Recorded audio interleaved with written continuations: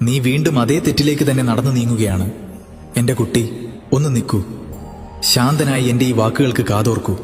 ഇന്ന് നിന്റെ ഉള്ളിൽ പുകയുന്ന ആ അശാന്തിയുടെ തീ അണയ്ക്കാൻ വേണ്ടിയാണ് ഞാൻ വന്നത്.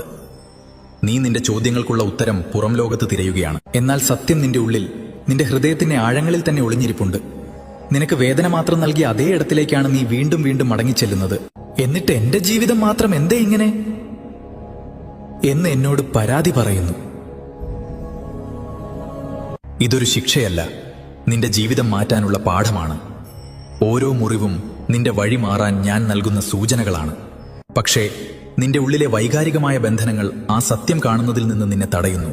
സ്നേഹം ഒരിക്കലും നിന്നെ തളർത്തുകയോ തകർക്കുകയോ ചെയ്യില്ല. സ്നേഹം നിന്നെ ചേർത്ത് നിർത്തുകയാണ് ചെയ്യുന്നത്. നിന്നെ വീണ്ടും വീണ്ടും കരയിക്കുന്നതും നിന്നിൽ നിന്ന് തന്നെ നിന്നെ അകറ്റുന്നതും സ്നേഹമല്ല, അത് നിന്റെ പരീക്ഷയാണ്.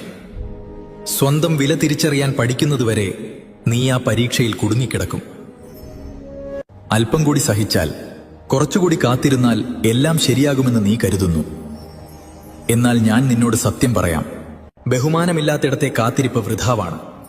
നിന്റെ സ്വന്തം വില മറ്റുള്ളവരെ ബോധ്യപ്പെടുത്തേണ്ടി വരുന്നത് നിന്റെ ആത്മാവിനോട് ചെയ്യുന്ന അനീതിയാണ്. ഇത് ദൗർബല്യമല്ല, നീ നിന്റെ ശക്തി മറന്നുപോയിരിക്കുന്നു. മറ്റുള്ളവരുടെ സന്തോഷത്തിനായി നീ നിന്നെ തന്നെ ഇല്ലാതാക്കുകയാണ്. നീ അപൂർണനല്ല, നീ സമ്പൂർണനാണ്. നിനക്കുള്ളത് നിനക്ക് ലഭിക്കാൻ നിന്നെ തന്നെ നഷ്ടപ്പെടുത്തേണ്ട ആവശ്യമില്ല. യഥാർത്ഥ ബന്ധം നിനക്ക് നൽകുന്നത് സമാധാനമാണ്, സംഘർഷമല്ല. അവിടെ നിനക്ക് നിന്റെ ആത്മാർത്ഥത തെളിയിക്കേണ്ടി വരില്ല. പകരം നിനക്ക് നീ ആയിരിക്കാൻ സാധിക്കും. വിധി എന്ന് കരുതി നീ മുറുകെ പിടിച്ചിരിക്കുന്ന ആ വേദനയെ ഉപേക്ഷിക്കാനുള്ള സമയം അതിക്രമിച്ചിരിക്കുന്നു. ഉപേക്ഷിക്കാൻ എളുപ്പമല്ലെന്ന് എനിക്കറിയാം.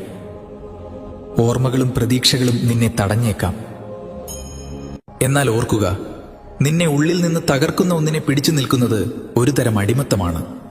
നിന്നെ സ്വതന്ത്രനായി കാണാനാണ് ഞാൻ ആഗ്രഹിക്കുന്നത്.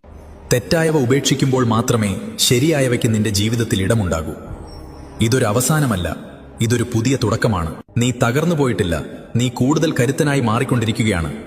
എഴുന്നേൽക്കൂ, നിന്റെ ഉള്ളിലെ ദൈവീകമായ ശബ്ദത്തിന് കാതോർക്കൂ. ഇപ്പോൾ തീരുമാനം നിന്റേതാണ്. നീ വീണ്ടും പഴയ വേദനകൾ തിരഞ്ഞെടുക്കുമോ, അതോ നിന്നെ തന്നെ സ്നേഹിച്ചുകൊണ്ട് അന്തസ്സോടെ മുന്നോട്ടു പോകുമോ? ലോകത്തിന് മുന്നിൽ ചിരിക്കുമ്പോഴും നിന്റെ ഉള്ളിലെ ക്ഷീണം ഞാൻ അറിയുന്നുണ്ട്. അത്രമേൽ മുറിവേറ്റ നിന്റെ പാദങ്ങൾ കൊണ്ട് വീണ്ടും ആ പഴയ കല്ലുപാകിയ വഴിയിലൂടെ നടക്കരുത്. നീ സ്നേഹത്തിന് അർഹനാണ്, പക്ഷേ നിന്റെ ആത്മാവിനെ വിട്ടുകൊടുത്തുകൊണ്ടാവരുതത്. ഒരു കണ്ണാടി പോലെ ഈ സാഹചര്യങ്ങൾ നിന്നെ ഒരു കാര്യം പഠിപ്പിക്കുന്നു. ഇപ്പോൾ നീ നിന്നെയാണ് തിരഞ്ഞെടുക്കേണ്ടത്. ഒറ്റപ്പെടൽ നൽകുന്ന ശൂന്യതയേക്കാൾ മാരകമാണ് തെറ്റായ മനുഷ്യരുടെ കൂടെയുള്ള ജീവിതം. ഈ വിഷമവൃത്തം ഇന്നിവിടെ അവസാനിക്കട്ടെ. വീണ്ടും വീണ്ടും വീണയിടത്ത് തന്നെ ചെന്നു ചാടുന്നത് നിന്റെ നിയോഗമല്ല,